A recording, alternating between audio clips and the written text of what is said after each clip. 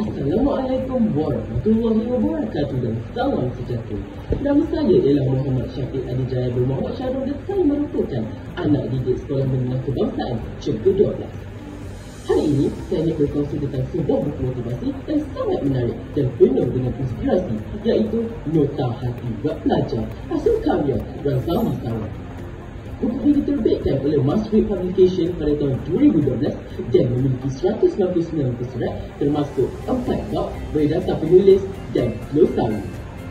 Buku ini bukan sekadar memberikan motivasi tetapi juga membimbing pelajar untuk menjadi individu yang lebih berdisiplin, bermatlamat serta berjaya dalam kehidupan.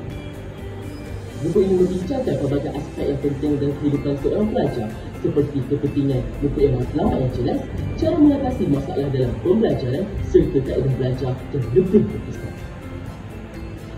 Penulis juga turut berkongsi 6 halangan utama yang sering menghambatkan kejayaan pelajar seperti sikap malas, kurang keyakinan diri, pengaruh negatif belakang sebaya, sering melepak dan melakukan perkara-perkara yang tidak berfaedah.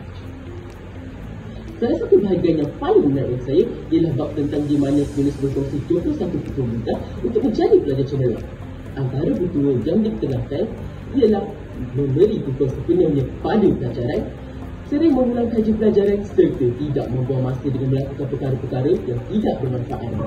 Penulis juga tidak mengenaraikan 26 ciri-ciri utama pelajar cemerlang yang boleh dijadikan panduan dalam kehidupan untuk mencapai kejayaan.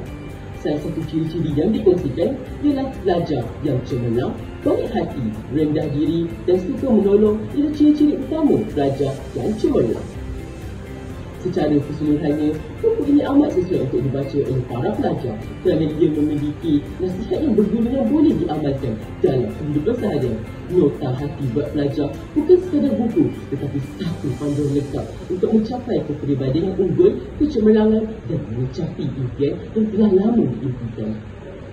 Duduk bersantai di tepi muara, bersenang-lenang sambil makan ciku. Jika hidup ingin berjaya, usaha dan perjuangan itu perlu. Sekian daripada saya. Terima kasih.